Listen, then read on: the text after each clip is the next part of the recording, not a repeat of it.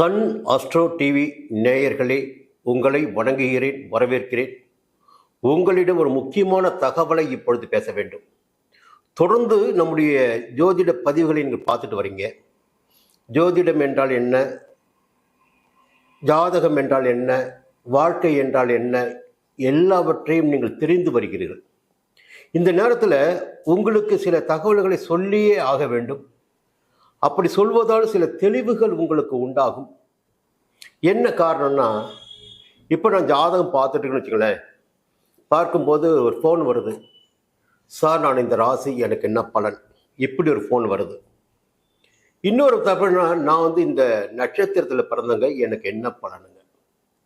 கிட்டத்தட்ட அலைபேசியில் வருகின்ற அழைப்புகளில் பெரும்பகுதியான கேள்விகள் இப்படித்தான் இருந்து கொண்டிருக்கிறது. உங்களுக்கெல்லாம் ஒரு சரியான தெளிவான பதிலை சொல்ல வேண்டிய கடமை எனக்கு இருக்கு. இது ஜோதிடம் ரீதியாக என் சம்பந்தப்பட்ட விஷயம் மட்டுமே கிடையாது, நீங்க சம்பந்தப்பட்ட விஷயம். மற்ற ஜோதிடர்களிடமும் நீங்கள் எதை தெரிந்து கொள்ள வேண்டும் என்ற தகவல் இது. முதலில் ஜோதிடம் என்றால் என்ன, ஜாதகம் என்றால் என்ன, ஒரு தெளிவிற்கு நீங்கள் வர வேண்டும். இப்போ பஞ்சாங்கத்தை கையில் வச்சிருக்கோம். பஞ்சாங்கத்தை கையில் வச்சுக்கிட்டு பார்க்கும்போது, இன்னும் 3 மாதத்திற்கு பிறகு இங்கே என்ன நடக்கும், 6 மாதத்திற்கு பிறகு என்ன நடக்கும், 1 வருடத்திற்கு பிறகு என்ன நடக்கும், இதையெல்லாம் பஞ்சாங்கத்தினுடைய கிரக சஞ்சார நிலைகளின் அடிப்படை வைத்து நம்மால் தெரிந்து கொள்ள முடிகிறது. இப்போ வானிலை ஆய்வு மையம் கூற முடியாத தகவல்களை கூட 1 வருடத்திற்கு முன்னதாக அச்சிடப்பட்ட பஞ்சாங்கங்களிலிருந்து நம்மால் தெரிந்து கொள்ள முடிகிறது. அந்த அளவிற்கு கிரகங்களுடைய சஞ்சார நிலையினை வைத்து பலன்களை மிக துல்லியமாக கணிக்க முடியும் என்பதை முதலில் தெரிந்து கொள்ள வேண்டும். ஏன் இந்த தகவல் உங்களை நான் சொல்றீங்களா, ஏன் ராசி என்ன, ஏன் நட்சத்திரம் என்ன, இதுக்கு என்ன பலன், இந்த கேள்வி என்பது 100க்கு 100 ஒரு தவறான கேள்வி என்பதை முதலில் நீங்கள் உணர வேண்டும். ஒரு ராசியை மட்டுமே வைத்து பலன்களை தெரிந்து கொள்ள முடியாது. ஒரு பெயர்ச்சியை மட்டுமே வைத்து பலன்களை தெரிந்து கொள்ள முடியாது. ஒரு லக்னத்தை மட்டுமே வைத்து பலன்களை தெரிந்து கொள்ள முடியாது. என்ன காரணம்னா, இப்போ மேஷ ராசின்னு வச்சுட்டீங்களா, மேஷ ராசியில் அசுவினி நட்சத்திரம் வரும், பரணி நட்சத்திரம் வரும், கிருத்திகை நட்சத்திரம் வரும். இந்த 3 நட்சத்திரங்களுடைய கலவைதான் மேஷ ராசி. இதே போல ஒவ்வொரு ராசிக்குள்ளும் 3 நட்சத்திரங்கள் கண்டிப்பாக இருக்கும். அப்போ அந்த நட்சத்திரத்தை சார்ந்து ஒரு பலனும் ராசியை சார்ந்து ஒரு பலனும் நிச்சயமாக ஜாதகருக்கு கிடைக்கும். இது பொதுவான ஒரு தகவல் மட்டும்தான். இந்த ராசி பலன் என்ற தகவல் எப்படி தெரியுங்களா, இன்றைக்கு எந்த கிரகங்கள் எங்கே இருக்கிறது, அந்த கிரகம் நமக்கு எந்த விதமான பலன்களை கொடுக்கும் என்பதை தெரிந்து கொள்வதற்காகத்தான் ராசியை வைத்து பேசுவது. இதற்கும் மேலாக நாம் பிறக்கின்ற குறிப்பிட்ட ஒரு நேரம், ஒரு நாள் பார்த்தீங்கன்னா 24 மணி நேரம். அந்த 24 மணி நேரத்துல அன்றைக்கு அதிகாலையில் சூரிய பகவான் எந்த ராசிக்குள் சஞ்சரித்து கொண்டிருந்தாரோ அதில் தொடங்கி 12 லக்னங்களுக்கும் சூரிய பகவான் சுட்டுதல் நிகழ்ந்து கொண்டிருக்கும். காலையில் 8 மணிக்கு பிறக்கிறவங்க மேஷ ராசி, மேஷ லக்னமா இருக்கலாம். 10 மணிக்கு பிறக்கிறவங்க ரிஷப லக்னமா இருக்கலாம். 12 மணிக்கு பிறகு மிதுன லக்னமா இருக்கலாம். ஏன் லக்னத்தை நாம் பார்க்க வேண்டும் என்றால், லக்னம்தான் வாழ்க்கையின் தலையெழுத்தாக ஒவ்வொருவருக்கும் இருந்து கொண்டிருக்கிறது. ராசி என்பது கோச்சார அடிப்படையில் மட்டும்தான். ஒரு ஜாதகத்தை பார்க்கும் போது மட்டும்தான் இந்த நபர் எந்த ராசியில் பிறந்திருக்கிறார், எந்த லக்னத்தில் பிறந்திருக்கிறார். இந்த லக்னம் தான் முதலாவது வீடாக கணக்கிடப்படுகிறது, ஜென்ம வீடு. அதுதான் அந்த லக்னத்திற்கு பிறகு வருகின்ற வீடுகள் குடும்பஸ்தானம், சகோதரஸ்தானம், சுகஸ்தானம், பூர்வ புண்ணியஸ்தானம், சத்துருஸ்தானம், கலத்திரஸ்தானம், அஷ்டமஸ்தானம், பாக்கியஸ்தானம், ஜீவனஸ்தானம், லாபஸ்தானம், விரயஸ்தானம். இப்படி ஒவ்வொரு வீடும் பிரிக்கப்பட்டிருக்கு. பிரிக்கப்படுகின்ற போது அந்த வீடுகளுக்குள் இருக்கின்ற கிரகங்கள் எந்த நிலையில் இருக்கின்றார்கள், எந்த நிலையில் சஞ்சரித்துக் கொண்டிருக்கின்றார்கள்.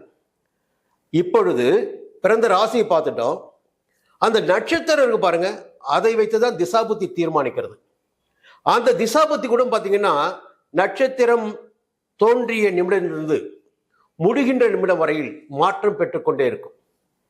சுக்கிர திசையை 20 வருடம் வச்சுங்களேன், பரணி நட்சத்திரத்தில் முதல் பாதத்தில் பிறந்தவர்களுக்கு ஒரு 15 ஆண்டுகள் இருப்பு இருக்கும்.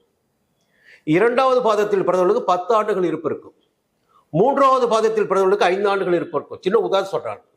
இப்படி அந்த திசா புத்தியும் பார்க்க வேண்டும். ஒரு ஜாதகத்தை பார்க்கின்ற போது திசா புத்தியை மையமாக கொண்டு பார்க்க வேண்டும்.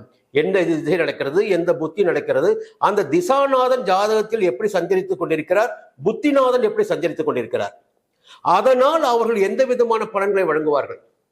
இப்போ ஒவ்வொரு மனிதனுடைய வாழ்க்கையை பார்த்தீங்கன்னா கிரகங்கள் சஞ்சார நிலைக்கு ஏற்ப அவருடைய காரகத்துவம் நமக்கு பலன்களாக உண்டாக்கி கொண்டிருக்கிறது.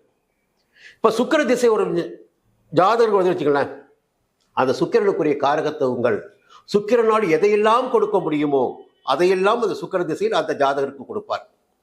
ராகு திசை வருகின்ற போது அதே போல் ராகுவால் என்னவெல்லாம் கொடுக்க முடியுமோ அந்த பலன்களை எல்லாம் ராகு கொடுப்பார். சூரிய திசை வருகின்ற போது சூரியன் என்னவெல்லாம் கொடுப்பாரோ, என்ன காரகத்துவம் அவருக்கு இருக்கிறதோ அந்த பலன்களை அவருக்கு கொடுப்பார். இப்போ இதையெல்லாம் பார்த்தால்தான் ஒரு ஜாதகத்திற்கு முழுமையான பலன்களை தெரிந்து கொள்ள முடியுமே ஒழிய, இதையெல்லாம் விட்டு நான் இந்த ராசியில் பிறந்தேன் எனக்கு என்ன பலன், ஏன் எதிர்காலம் எப்படி இருக்கும், முதல்ல உங்களுக்கு தாழ்மையான வேண்டுகோள், யாரிடம் நீங்கள் ஜாதகம் பார்க்கிறீர்கள் என்பது என்னுடைய பதிலே அல்ல. யாரிடம் வேண்டுமென்றாலும் பாருங்கள். இதுமாதிரி கேள்விகளை முன்வைக்காதீர்கள். உங்க ஜாதகத்தை கொண்டு போங்க, நம்பிக்கையான ஜோதிடரிடம் காட்டுங்க. அதுல முழுமையான பலன்களை, எப்படி ஒரு ஆண்டிற்கு ஒரு முறையாவது ஜாதகத்தை பாருங்க. ஏன்னா அப்போ தெளிவு கிடைக்கும். ஜாதகம் பார்ப்பது என்பது எதுக்குன்னா ஒரு வழிகாட்டி தான். இந்த ஆண்டு நமக்கு எப்படி இருக்கும், நேரம் எப்படி இருக்கும், என்ன செயல்படுத்தலாம், இதையெல்லாம் தெரிந்து கொள்வதற்காகத்தான் ஜாதகத்தை பார்த்து பலன்களை தெரிந்து கொள்வது. இதை பார்த்து தெரிந்து கொள்ளுங்கள். இதற்கும் மேலாக என்னுடைய ஆலோசனை உங்களுக்கு தேவைப்பட்டால் சன் ஆஸ்ட்ரோ டிவி தொடர்பு கொள்ளுங்கள், என்னை தொடர்பு கொள்ளுங்கள். நிச்சயமாக உங்களுக்கு சரியான வழிகாட்டுதலை வழங்குகிறேன். மீண்டும் சந்திக்கிறேன். நன்றி, வணக்கம். சன் ஆஸ்ட்ரோ நேயர்களே, உங்களுக்காகவே சன் ஆஸ்ட்ரோ தொலைக்காட்சி ஒரு புதிய பகுதியை அறிமுகம் செய்கிறது. உங்களுக்கு ஜாதகம் பார்க்க வேண்டும், உங்களுடைய எதிர்கால பலன்களை தெரிந்து கொள்ள வேண்டும், திறமையான ஜோதிடர்கள் வழியாக அதை தெரிந்து கொள்ள வேண்டும் என்ற எண்ணம் சிந்தனம் இப்போது மேலோங்கி இருக்கு. அதற்கு வழிகாட்டுதலாக சன் ஆஸ்ட்ரோ டிவி ஒரு புதிய ஆப்பினை உங்களுக்கு அறிமுகம் செய்ய இருக்கிறது.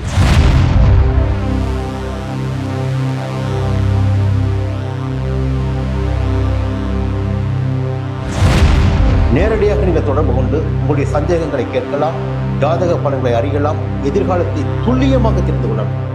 அந்த அளவிற்கு ஒரு புதிய ஆப்பினை பிரபலமான ஜோதிடர்களை வைத்து சன் ஆஸ்ட்ரோ தொலைக்காட்சி விரைவில் தொடங்கிட இருக்கிறது. அதற்கு உங்களுடைய ஒத்துழைப்பினை வழக்கம் போல் எதிர்பார்க்கிறேன். மீண்டும் அது பற்றிய விரிவான தகவலை உங்களுடன் பகிர்ந்து கொள்வேன். அதுவரையில் உங்களிடம் விடைபெறுகிறேன். நன்றி, வணக்கம்.